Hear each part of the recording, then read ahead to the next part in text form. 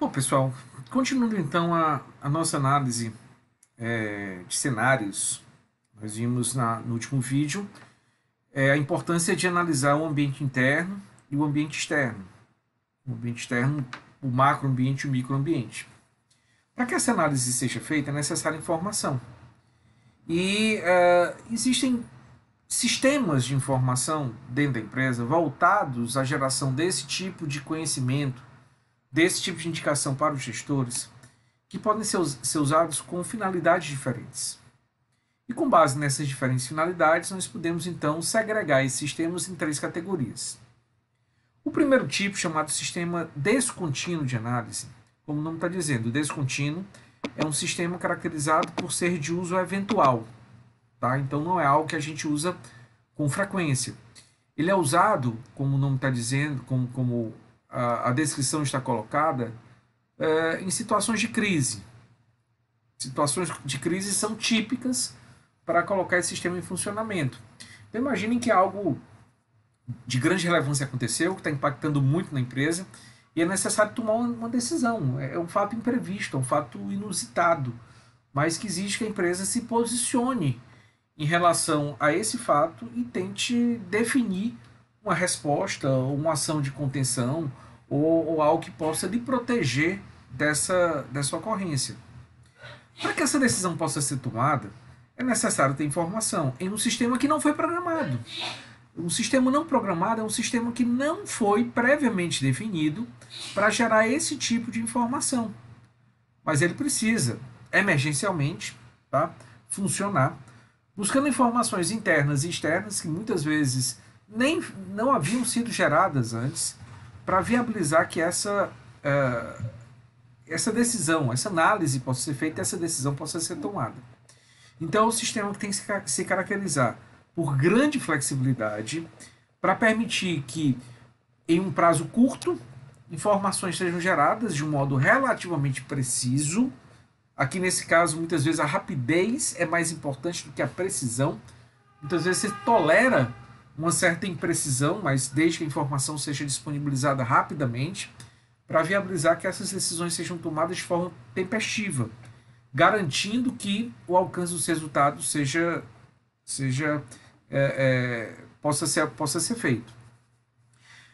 Por outro lado, existem dois outros sistemas de uso mais comum, que, portanto, foram programados, foram previstos. O sistema permanente e o sistema contínuo de análise. São parecidos, só que o sistema permanente, vamos entendê-lo como aquele que funciona numa base anual e focado a uma renovação do planejamento.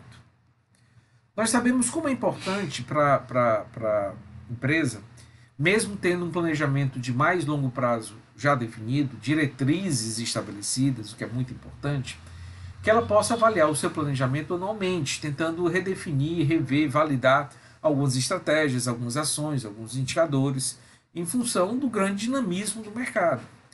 E para que essa revisão anual possa ser feita, é necessário que se gerem informações, tanto internas quanto externas, e aí lembrem do slide anterior, em que uma série de fatores críticos foram listados e que podem ser objeto do funcionamento desse sistema. Então, é um sistema que funciona de uma forma bem abrangente, ele é o mais abrangente de todos, no sentido de gerar informações de forma relativamente completas, tá? Tanto do ambiente interno quanto em relação ao ambiente externo, macro e microambiente. Já o sistema contínuo é aquele voltado a realizar um monitoramento dos resultados do planejamento. E esse monitoramento é feito em uma frequência maior, por exemplo, trimestralmente. Então, o que acontece? Nós temos alguns indicadores que devem ser mensurados, devem ser acompanhados a cada 3 meses, alguns até numa frequência maior, né? Ou seja, em prazos mais curtos. E aí esse sistema deve gerar todas as informações necessárias para quantificar esses indicadores e permitir o seu acompanhamento. Então, foco fundamentalmente interno. Além desse foco fundamentalmente interno, também há uma preocupação externa, mas focada basicamente naqueles fatores, naquelas variáveis consideradas como variáveis de risco. Aquelas variáveis que nós sabemos que se mudarem, que se comportarem de determinada maneira, podem trazer para a empresa uma perda, uma dificuldade maior. E aí é necessário esse acompanhamento para se antecipar a alguma ação emergencial e talvez não precisar fazer uso desse primeiro sistema aqui, que a gente já discutiu.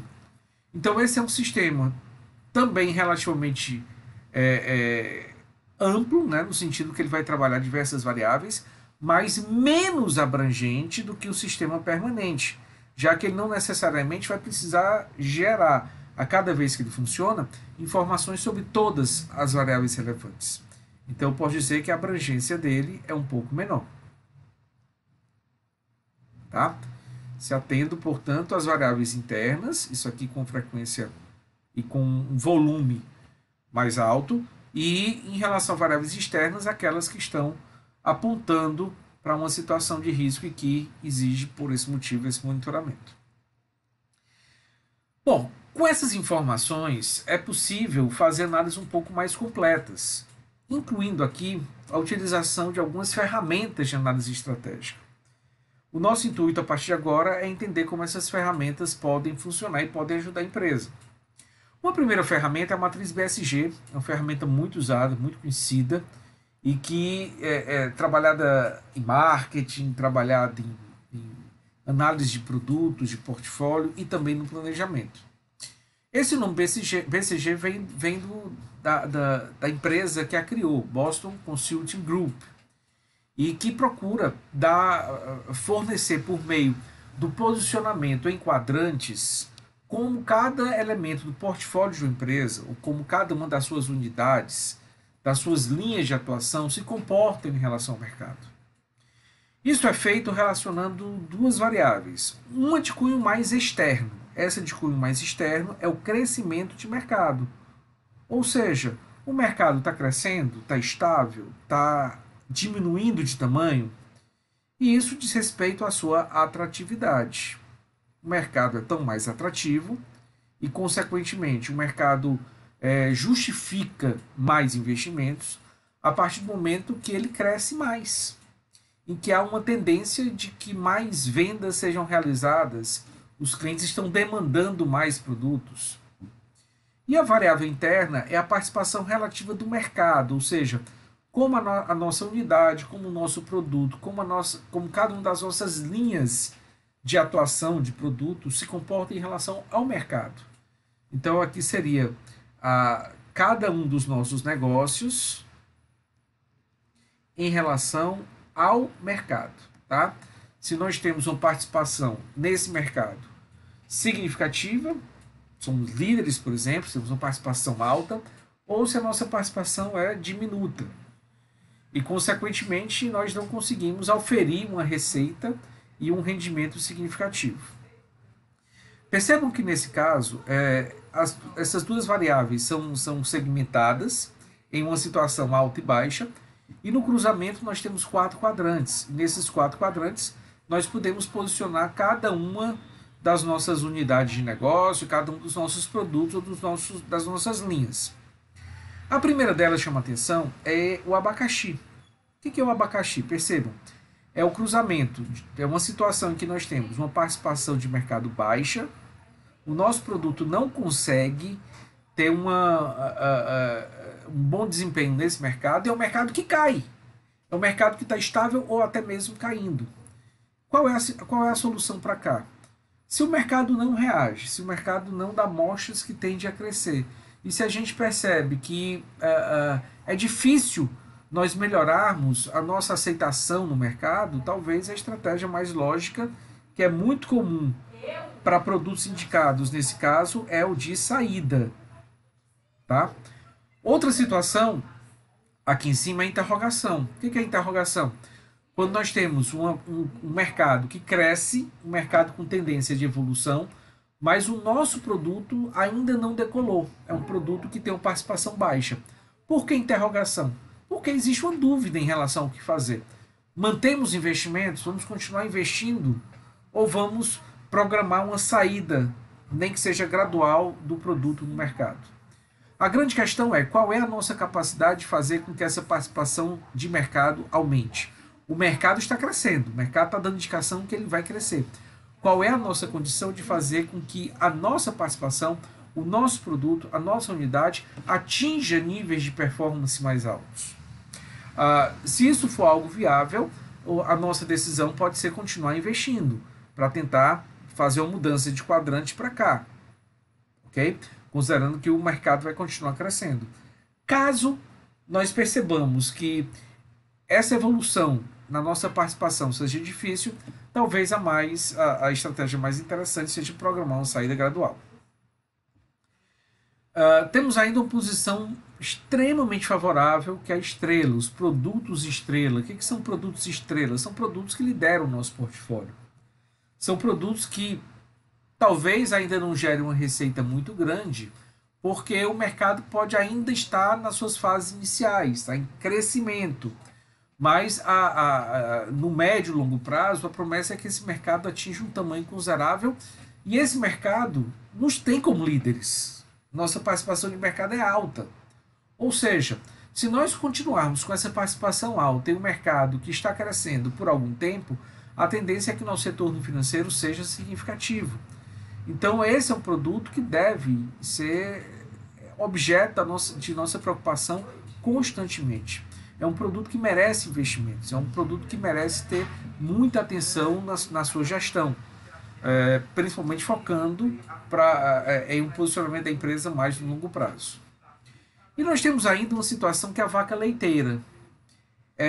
São produtos, são unidades que nós temos uma grande participação, são elementos muito importantes em termos de mercado, mas em um mercado que está meio que estagnado, estável, diminuindo, ou seja, ele não apresenta no longo prazo uma tendência de crescimento.